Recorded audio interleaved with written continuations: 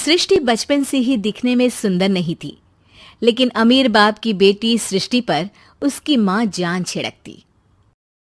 मेरी बेटी कितनी प्यारी है। भगवान सबको सृष्टि जैसी बेटी दे। सृष्टि धीरे धीरे बड़ी होती है। एक दिन सृष्टि की सहेली कहती है, तू दिखने में कितनी अजीब सी है, लेकिन मैं जानती हूँ हम सब में सबसे अच्छी शादी तो तेरी ही होगी। तेरे पापा अमीर जो हैं। और बता नहीं सकते यार, दहेज तो हर कोई देता है, ये क्या ज्यादा ले जाएगी अपने पति के लिए? अरे बड़े शहर में कोठी है इसके पापा की। अरे पापा की है ना, कौन सी इसकी है? इसकी होती तब तो कोई भी लड़का इससे शादी कर लेता। अरे पापा की मतलब पापा की है तो मेरी ही है ना? किसने कहा?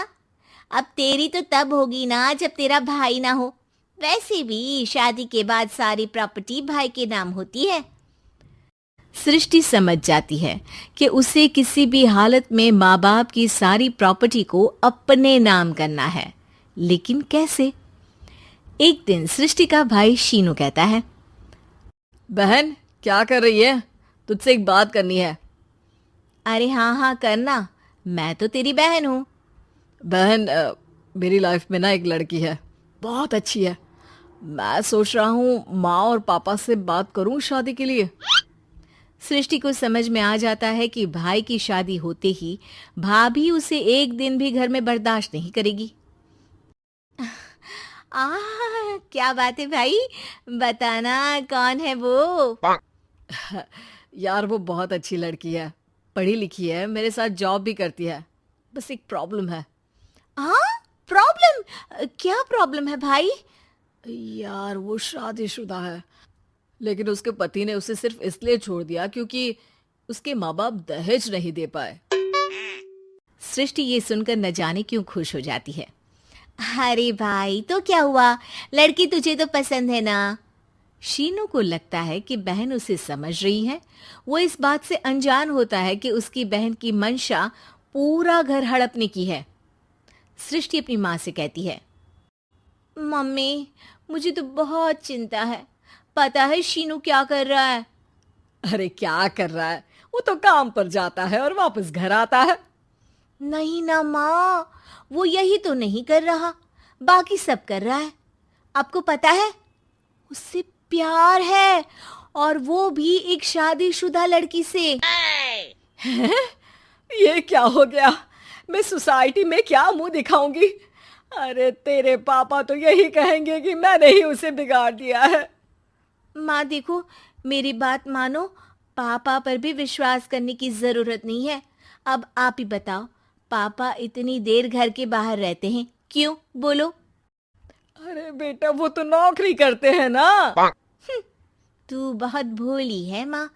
पापा का ऑफिस तो 7 बजे खत्म हो जाता है, लेकिन देखो कितनी देर से आते हैं। अरे नहीं नहीं बेटा, ऐसी कोई बात नहीं है। सृष्टि माँ को एक औरत से बात करते पिता की फोटो दिखाती है। देखो माँ, कैसे हैं पापा? मैं ना कहती थी कि पापा सही नहीं है। मैं तेरे पापा से बात करूंगी, दे फोटो मुझे। ओ माँ, वो तो डिलीट हो गई। लेकिन चल, तूने तो देख लिया ना।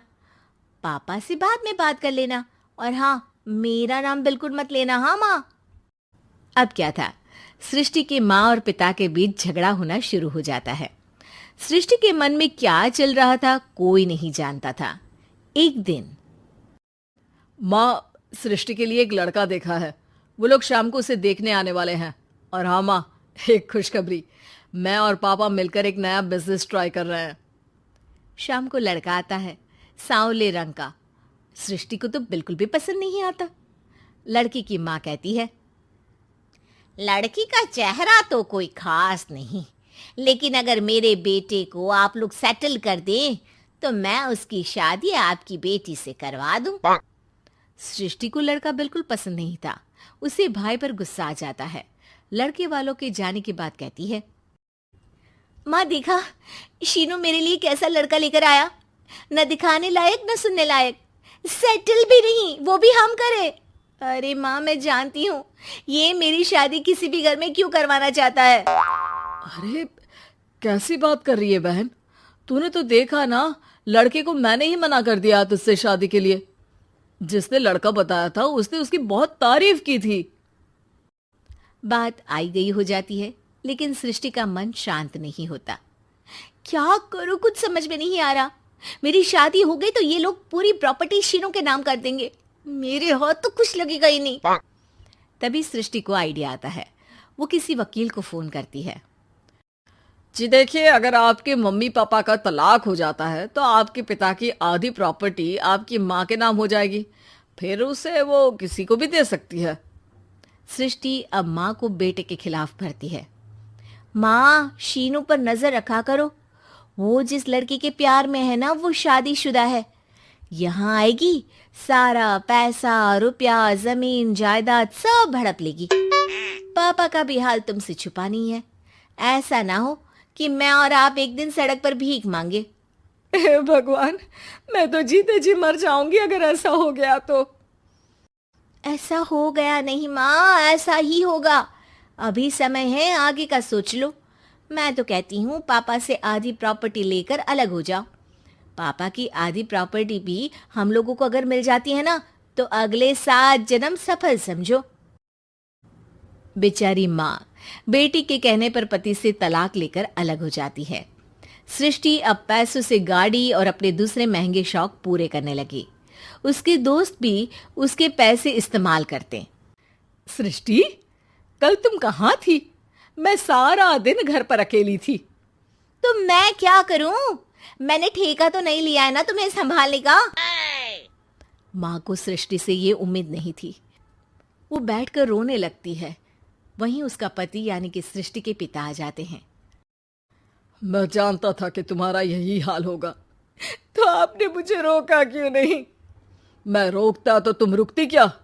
सृष्टि के कहने पर तुमने मुझ पर अपने बेटे पर शक किया, लेकिन तुम ये भूल गई कि कैसे हम दोनों ने मिलकर जीवन में इतना सब खड़ा किया। माँ पति के गले लग जाती है। मुझे माफ कर दीजिए, मैंने आपकी कमाई का एक बड़ा हिस्सा गवा दिया। कोई बात नहीं, तुम साथ हो तो मैं ऐसी 7 प्रॉपर्टी खड़ी कर दूंगा।